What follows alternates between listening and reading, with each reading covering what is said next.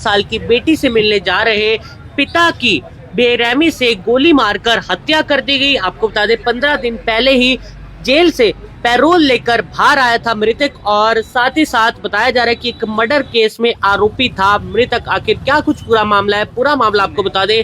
पूरा मामला सोनीपत जिले के गोहाना से सामने है, जहां कल दोपहर को पुराना बस स्टैंड के पास एक स्कॉर्पियो गाड़ी में सवार युवक पर बदमाशों ने फायरिंग कर दी। इसमें युवक की गोली लगने से मौके पर ही मौत हो गई। फायरिंग से भीड़ भाड़ वाले इस इलाके में हड़कंप मच गया और उसके बाद जो बदमाश थे वो मौके से फरार हो गए। दरअसल पुलिस मौके पर पहुंचती है और आसपास के चश्मदीद इस घटना को देखकर चौंक जाते हैं। आपको बता दें एफएसएल की टीमें मौके पर पहुंचती हैं और मृतक की जो पहचान है वो अजय के रूप में हुई है, जो कि ईशापुर खेड़ी गांव का रहने वाला बताया जा रहा है। प्रत्यक्षदर्शियों के अनुसार गोली लगते ही युवक गाड़ी में गिर पड़ा और उसकी जान नहीं बच सकी। दरअसल स्कॉर्पियो गाड़ी जो है निजी अस्पताल के पास रुकती है और पीछे से आ रही वरना कार से 3 युवक उतरते हैं और उस पर ताबड़तोड़ फायरिंग कर देते हैं। अजय ने बचने की कोशिश की, लेकिन एक गोली उसके कंधे में और दूसरी गोली उसके सिर में लगी, जिससे उसकी मौके पर ही मौत हो गई। अजय अपनी 1.5 साल की बेटी से निजी अस्पताल में मिलने जा रहा था, जो कि भर्ती थी, बीमार थी,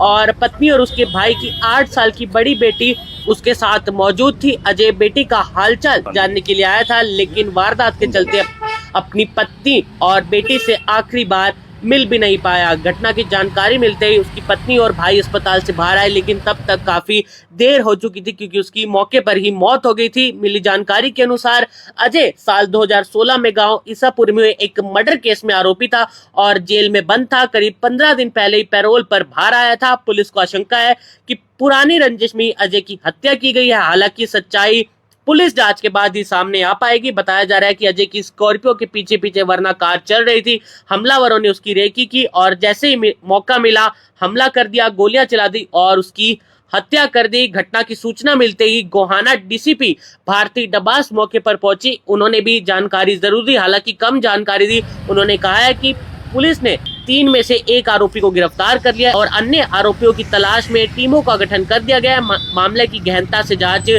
की जा रही है। हालांकि क्या ये हत्या जो है पुरानी रंजिश के चलते की गई है, ये पुलिस जांच के बाद ही स्पष्ट हो पाएगा। लेकिन जिस हिसाब से बातें सामने आई है, जानकारी सामने आई है, उस हिसाब से लग रहा है कि शायद पुरानी रंजिश के चलते हत्या की गई हो। हालांकि कौन वो आरोपी थे वो पुलिस जांच में पता चल पाएगा। 1 आरोपी को बताया जा रहा है गिरफ्तार कर लिया है और बाकियों को भी जल्द ही गिरफ्तार कर लिया जाएगा। इस मामले के बारे में जो प्रत्यक्षदर्शी एक युवक है उनका क्या कुछ कहना है, आइए सुनिए। और इस साइड से आते आते मैंने देखा भाई कुछ फायरिंग खुड़का हुआ है। खुड़का होते होते 2 उतर के भागे थे। एक गाड़ी में था, वरना गाड़ी से था। 3 बंदे थे मरनी, शायद उस मेरे आंखों में 2 फायरिंग हुई थी। एक तो बंदा हुई शायद मेरे हिसाब से 2 ही हुई थे, तीसरा यहाँ पे उंगली फिंगर बीच में लगा हुआ है। ठीक है, 2-3 फायरिंग हुए हैं।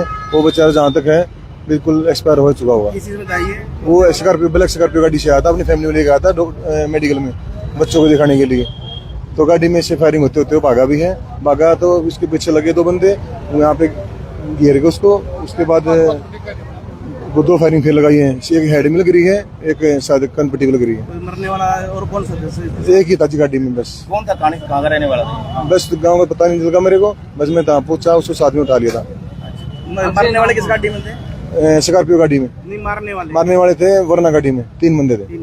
हाँ जी। जो है जैसा कि मुझे बताया गया है कि हमने मौके से एसएचओ सिटी की टीम ने राउंड अप भी कर लिया है, तो अभी जैसा फर्दर पूछताछ में होगा वैसी कार्रवाई की जाएगी। मरने वाला कहाँ का है, पता लगा कुछ?